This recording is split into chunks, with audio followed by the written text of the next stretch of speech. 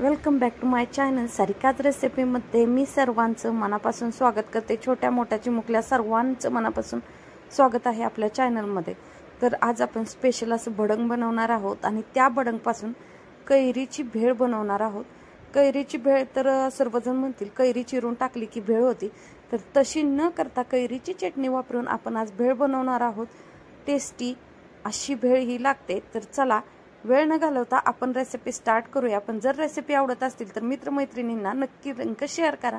बघा, सगळ्यात पहिलं मी एक मोठं पातेलं घेतले, त्याच्यामध्ये एक पावशर शेंगदाणे टाकलेत, कढीपत्ता टाकायचा आहे, शेंगदाणे चांगले तळून घ्यायचेत आणि कढीपत्ताही थोडासा व्हिडिओ नंतर करायचा प्लॅन झाल्यामुळे मी व्हिडिओ दाखवलेला आहे। तर मी अगोदर तळायला सगळं टाकलं होतं आणि मग माझ्या लक्षात आलं की चला आपण आपल्या यूट्यूब फॅमिली बरोबर हाही व्हिडिओ शेअर करूया।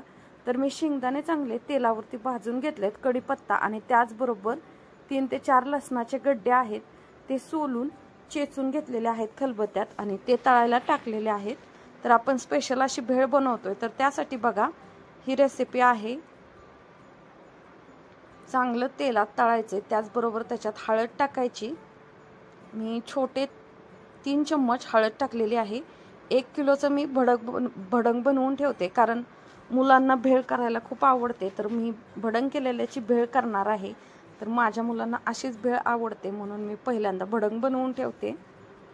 चला, तर त्यानंतर आपला हे जे आहे ते घरचा कांदा लसूण मसाला टाकलेला आहे।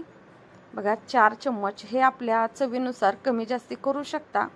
मी 5 चम्मच घरचा कांदा लसूण मसाला टाकलेला आहे।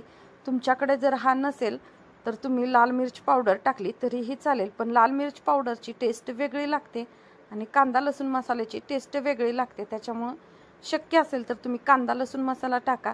त्याचबरोबर बघा 1 किलो चिरमुरे घेतलेले आहेत मी निवडून स्वच्छ आणि ते टाकलेले आहेत। तर मी आत्ता अर्धे चिरमुरे टाकलेत, आणखी अर्धे चिरमुरे मी वरून टाकणार आहे। हे थोडंसं मिक्स झाल्यानंतर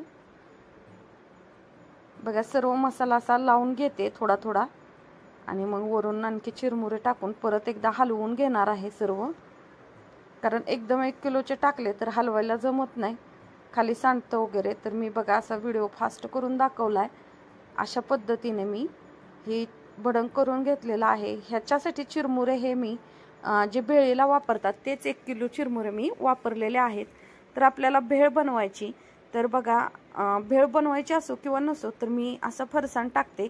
असंही कोरडं भडंग तुम्ही खाऊ शकता आणि टेस्ट खूप छान लागते, म्हणून बघा मी अर्ध पॉकेट फरसाणचं टाकलेलं आहे, म्हणजेच आपल्याला भेळ करताना जास्ती काही टाकावं लागत नाही।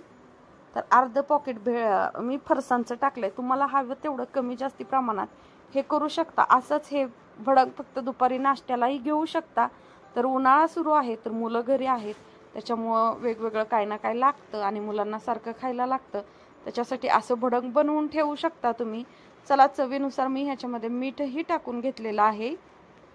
आपलं भडंग अशा पद्धतीने तयार झालंय। तर ह्या भडंगची मी तुम्हाला आता भेळ करून दाखवते। बघा मी भडंग एका बाउलमध्ये काढून घेतलेलं आहे, त्यावर अजून थोडंसं फरसाण टाकते। आणि महत्त्वाची टिप म्हणजे हे भडंग कॅरी बॅगमध्ये पॅक असं करून ठेवायचं किंवा डब्यामध्ये, जेणेकरून सॉफ्ट नाही पडलं पाहिजे। बघा मी 2 मीडियम साईजचे कांदे चिरून घेतल्यात, एक छोटी कैरी चिरून घेतलेली आहे। ही तोतापुरी कैरी आहे, ती जास्ती आंबट नसते। तर बघा हे जे आहे ते कांदा आणि कैरी मी ह्याच्यामध्ये टाकून घेणार आहे। भडंगची भेळ तुम्ही जर केली तर खूप म्हणजे खूप टेस्टी लागते। कैरी नसेल तर तुम्ही साधी भेळ बनवता त्याही पद्धतीची भेळ बनवू शकता, पण आज आपण कैरी भेळ बनवतोय, तर त्याच्यासाठी बघा मी कांदा कैरी टाकलेली आहे, त्याचबरोबर बारीक चिरलेली कोथिंबीर टाकून घ्यायची। थोडंसं टोमॅटो टाकते, कारण टोमॅटोचं प्रमाण जास्ती झालं तर खूप आंबट भेळ लागेल, कारण कैरीची चटणी आहे, कैरी आहे त्याच्यामध्ये। तर एक अर्धाच टोमॅटो मी एवढ्याला घेतलेला आहे, ते टाकून घेतले आणि बघा चम्मचच्या साह्याने मिक्स करणार आहे। तर ही जी आहे ही कैरीची चटणीची रेसिपी आपल्या चॅनलवरती पहिली अपलोड केलेली आहे। त्याच्यामध्ये बघा गोड आंबट तिखट अशी कैरीचं लोणचं किंवा तुम्ही चटणी असं म्हणू शकता ती दाखवलेली आहे। त्यातला फक्त हा रस्सा घेतलेला आहे मी, आणि त्याचबरोबर टोमॅटो केचप टाकलेला आहे, एकदम थोडंसं टाकलेलं आहे टोमॅटो केचप. कैरीचा जो रस्सा आहे आपला आंबट गोड तिखट चटणीचा, तो टाकायचा आहे, त्याच्यामुळे टेस्ट खूप छान लागते. त्याची लिंक मी डिस्क्रिप्शन बॉक्समध्ये देते, तेथे जाऊन तुम्ही चेक करू शकता. चला तर बघा, मी डिशमध्ये काढून घेतलेली आहे भेळ.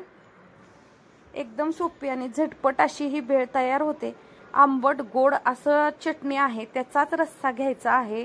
मी परत एकदा तुम्हाला सांगते, त्याच्या रस्स्यामुळं भेळ एक नंबर छान लागते. कारण तो 2 दिवसापूर्वी केलेला आहे व्हिडिओ, त्याच्यामध्ये ती चटणीचा जो रस्सा आहे तो पूर्ण असा मुरलेला आहे. बघा, ह्याच्यामध्ये मी कैरी, कांदा, कोथिंबीर परत टाकलेली आहे वरून थोडीशी. आणि मस्त अशी आपली ही जी आहे ती कैरीची भेळ चटपटीत अशी तयार झालेली आहे. किती सुंदर दिसते, तुम्ही बघू शकता. दिसते तशी, खायलाही चविष्ट भन्नाट अशी ही कैरीची भेळ लागते. तर ह्याच्यामध्ये आता वरून थोडीशी बारीक शेव टाकायची आहे, कारण भेळेला बारीक शेवाने खरंच खूप छान टेस्ट येते. तुम्हाला हवं असेल तर तिखट बुंदी वगैरे तुम्ही काहीही वापरू शकता, पण ही लाईटली अशी भेळ आहे, तर जास्ती काय न वापरता झटपट अशी ही भेळ तयार केलेली आहे. खाण्यासाठी एकदम चविष्ट. तुम्ही कुठेही जावा, भडंग घेऊन जाऊ शकता आणि त्याच्यापासून अशी भेळ तयार करू शकता. बघा, खूप सुंदर अशी, दिसायलाही तेवढी सुंदर दिसते आपली भेळ. चला तर आशा करते की आजचा व्हिडिओ तुम्हाला आवडला असेल तर जाता जाता एक लाईक नक्की करा आणि आपल्या मित्रमैत्रिणींना ह्या व्हिडिओची लिंक नक्की शेअर करा. चटपटीत झटपट अशी कैरीची भेळ बनवलेली आहे. कैरीच्या चटणीची रेसिपी जी आहे ती मी परत एकदा डिस्क्रिप्शन बॉक्समध्ये देते, तिथे जाऊन तुम्ही चेक करा, किंवा त्याचा शॉर्ट व्हिडिओ आपल्या चॅनलवरती परत एकदा अपलोड करीन, तेथेही जाऊन चेक करू शकता. ते कैरीची जी चटणी आहे ती 2 दिवस मुरू द्या.